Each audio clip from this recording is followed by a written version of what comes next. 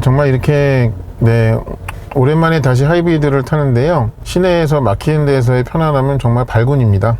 특히 지금은 이제 하이브리드 차들이 점점 보조금도 올해는 또 최대 90만 원이었던 게 40만 원으로 줄였죠. 관련 혜택들이 줄어들고 있는데도 하이브리드 판매량은 계속 늘고 있잖아요.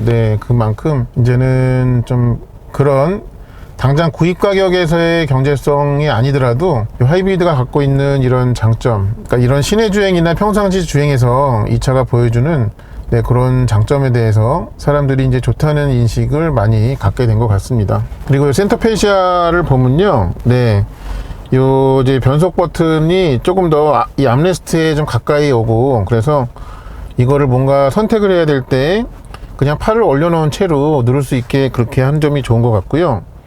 그런 대신에 이 가운데 이제 수납 공간, 거기가 좀 더 이렇게 뭔가 물건을 넣고 빼기가, 특히 스마트폰을 넣고 빼기가 더 좀 편해진 점이 좋아진 것 같습니다. 이렇게 언덕을 올라갈 때요, 엔진이 이렇게 가동을 하다가 기아가 하나 낮춰지면서 좀 더 앞으로 확 밀어주는 그런 증상이 있네요. 그런 뭐 증상이라고 하기엔 좀 그렇지만, 자, 지금은 그 조향 제어에 관련된 기능을 일단 좀 잠깐 꺼보겠습니다. 와인딩 주행을 해보기 위해서. 그리고 이 브레이크 페달 감각이 좀 좋아졌다고 느껴지는 부분은, 처음 밟힐 때부터 더 깊게 밟을 때까지의 구간이 전반적으로 좀 묵직합니다. 그래서 처음엔 좀 가볍게 훅 들어가다가 무거워지는 게 아니라 이 회생제동 구간에서도 좀 브레이크 밟히는 느낌이 좀 묵직하게 그렇게 되어 있는 점이 좀 좋은 것 같습니다. 그러니까 브레이크 페달에서, 페달 감각에서의 조금 일관성이 좀 생긴 거죠. 그런 부분이 좀 개선이 됐네요. 자, 주행 모드를 좀 바꿔볼게요. 여기에 어울리게 스포츠로 바꿔보고 잠깐 주행 안정화 장치를 좀 끌게요. 그렇습니다. 이 핸들링이 좀 느낄 수 있는 상황이 될지 모르겠어요. 맛만 보겠습니다. 그리고 이 투싼 NX4는 SUV이긴 하지만은 이 전체적인 플랫폼이 무게중심이 좀 아래에 있다는 것이 느껴집니다. 껑충하지만 좀 뒤뚱거림이 적게 그렇게 차가 좀 만들어져 있네요. 자, 혹시 이 차에 무슨 액티브 사운드 디자인 이런 게 있나 한번 봐야 되겠네요. 없겠죠? 그런 건 없어요.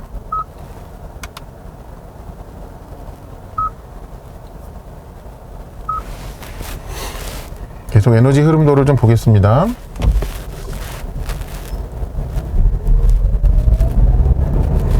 이 스포츠 모드로 하니까는 엔진이 바로 이 저회전일 때, 저속에서 출발할 때에도 바로 켜지네요. 잠깐 엔진차가 되어버리는 그런 느낌입니다. 여기 계기판에서 보여지는 에너지 흐름도도 많이 세련돼졌네요. 좀 입체감과 애니메이션 요소가 조금 더 나아진 것 같습니다.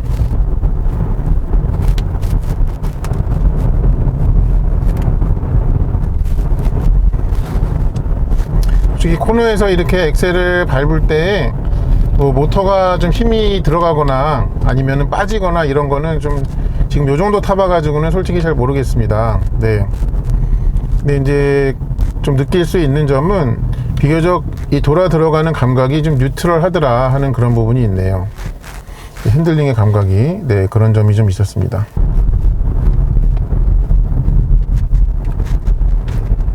그리고 이 차의 시프트 패들은 이 양쪽을 하는 것이 이제 이게 회생제동 감도가 아니고 그 변속으로 그렇게 활용이 되는군요. 터보가 992 터보 S 까브리올레네요. 까브리올레는 실물로 처음 봅니다. 확실히 이렇게 돌릴 때 좀 더 묵직해요. 그런 감각이 좀 있습니다. 그거가 이제 이 핸들링 때문인지 그 부분이 좀 잘 확인이 되지는 않는데요.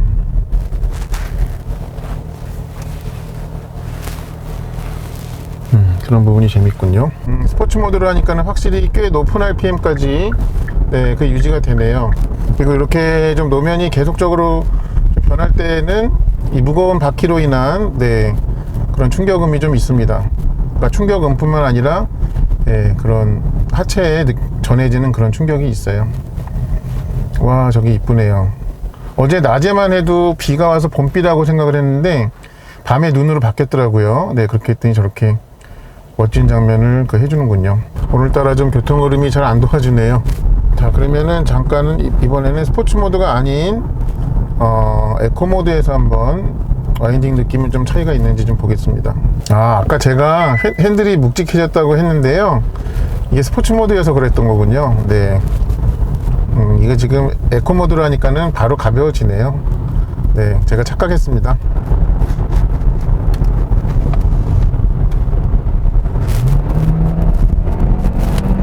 이렇게 엑셀을 깊이 밟을 때는요, 조금 그 변속기 반응이 느려요, 많이. 그래가지고 그 CVT가 있는 하이브리드 차 같은 느낌이 좀 있습니다. 네. 근데 그거는 네, 뭐 어떻게 보면 종특이기 때문에 뭐 이 차만의 그런 특성은 아닌 것 같아요. 이 차가 뭐 달리기용으로 나온 차는 당연히 아니지만 전체적인 밸런스가 굉장히 좋네요. 그리고 요 이제 파워트레인에 대해서는 역시 이 차도 좀 용량이 많이 남는 느낌입니다. 네, 그래서 나중에 뭐 투싼도 N9이 될지 N이 될지 뭔가가 좀 N 버전들이 준비가 되고 있다라고 하는데요, 그러면은 그거에 좋은 바탕 역할을 이 차가 좀 해줄 것 같습니다. 에코 모드에서도 요 엔진이 즉각 이렇게 바로 켜지네요. 조금만 더 그 주행하던 오른발에서 깊이 밟으시면 네, 그럼 굉장히 적극적으로 개입을 합니다.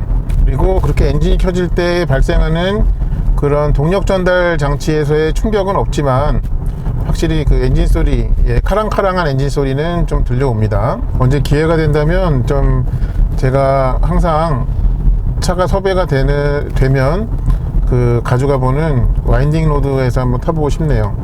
느낌이 어떤지. 뭐 요 정도 타가지고는 뭐 어떻다 이걸 논한다는 것 자체가 좀 어불성설인 것 같습니다.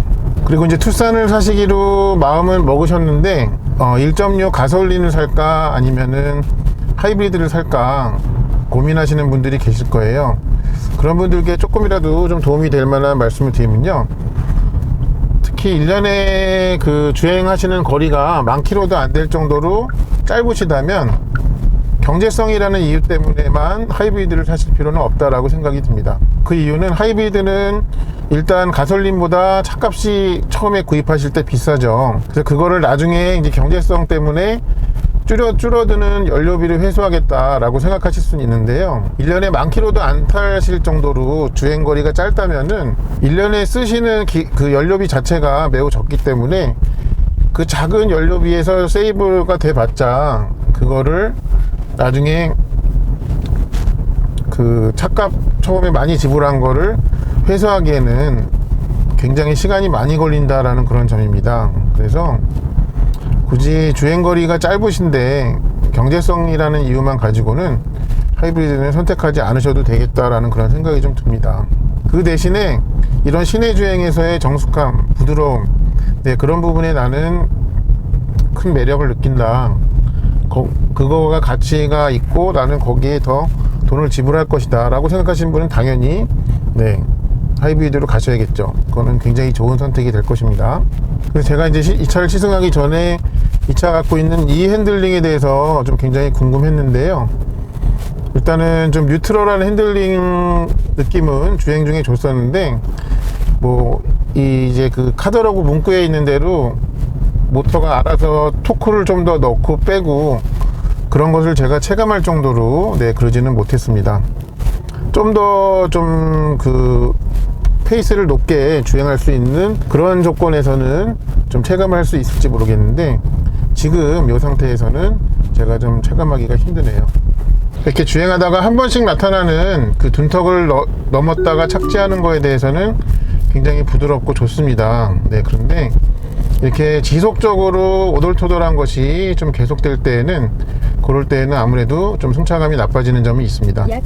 제가 지금 시동을 한번 껐다 켰더니 이게 주행 정보가 리셋이 돼 버렸네요. 이러면은 좀 정확한 연비를 잴 수가 없는데, 아쉬운 대로 지금부터라도 그 시승센터에 반납할 때까지 연비를 좀 보겠습니다. 뭐 가는 구간은 당연히 이제 막히는 구간이기 때문에 뭐 이 차에게는 연비를 좋게 내기가 유리한 그런 조건이죠. 네, 좀 우스갯소리긴 하지만은 지금 연비가 리터당 115km라고 그렇게 보여주고 있습니다. 그리고 이렇게 엔진 소리가 안 들리다 보니까 차 밖에서 다른 차들이나 오토바이가 내는 소리가 좀 차 안에서 좀 더 그 리얼하게 들립니다. 이제 다른 차 같으면은 좀 어느 정도의 엔진 소리에 묻혔을 법한 그런 소리가 더 이제 잘 들려오는 거죠, 차 안에. 그런 특징이 좀 있습니다. 네, 그리고 여기가 이제 센터페시아 부분이 모든 게 다 풀 터치로 그렇게 좀 돼 있네요. 그런 아이들을 아이고. 하다못해 이제 미디어의 전원 버튼까지도 전부 터치식으로 그렇게 되어 있습니다. 공기 정화 기능도 있고요. 그걸 잠깐만 킬게요. 여기 시트 메모리 버튼도 두 명분까지 그렇게 할 수가 있고, 그리고 이 헤드룸도 좀 넉넉한 편인 것 같습니다. 키가 큰 차여서 당연하다고 하실 수 있겠지만, 그리고 이 하이브리드 계통을 만드는 데는 네, 뭐 이제는 도 같은 것 같습니다. 네, 현대기아차가 오히려 이 터보 엔진으로 하다 보니까는 그런 좀 넉넉한 토크 때문에 그 여유도 면에서 좋아지면 좋아졌지, 나머지는 전혀 뭐 부자연스러움이나 어색함 이런 게 전혀 없네요. 그런 부분이 좋은 것 같습니다. 이제는 이름이 바뀐 현대 시승센터가 아니라 이제 드라이빙 라운지 또 말씀을 한번 드리면은 미리 이제 온라인으로 예약을 하시면 됩니다. 현대자동차 홈페이지에서 확인이 가능하시고요. 그 내가 찾는 시승차의 특정 모델이 어느 드라이빙 라운지에 있는지를 먼저 확인하신 다음에 오가시기 편한 가까운 그런 곳으로 이제 예약을 하시면 좋을 것 같습니다. 그리고 제가 조금 더 타보니까요, 이 타이어 소음이 이렇게 구를 때 없지 않네요. 네, 그거는 좀 아까 잘 실내로 들어오는 게 잘 막혀 있다고 말씀드렸는데, 타이어 소음은 좀 있습니다. 네, 그 부분은 있네요. 제 먼저 멘트를 좀 정정하겠습니다. 그래서 이제 투싼 하이브리드가 어떤 차냐라고 정리를 해본다면은, 시내에서는 전기차처럼 조용하고 원할 때는 그냥 가솔린 차처럼 더 넉넉해진 출력으로 내달릴 수 있는 그런 SUV다. 그 대신에 이 6단 하이브리드에만 들어가는 6단 변속기는 조금 움직임이 답답하다, 그런 점이 있습니다. 그렇게 하면 좀 이해가 쉬우실까요? 자, 이것으로 해서 투싼 NX4 1.6 터보 하이브리드의 전륜구동 모델 인스퍼레이션 트림의 시내 주행에서의 소감을 좀 마치도록 하겠습니다. 이 차를 궁금해 하셨던 분들께 좀 차의 느낌의 감을 잡으시는데 도움이 되었으면 합니다. 시청해 주셔서 감사합니다.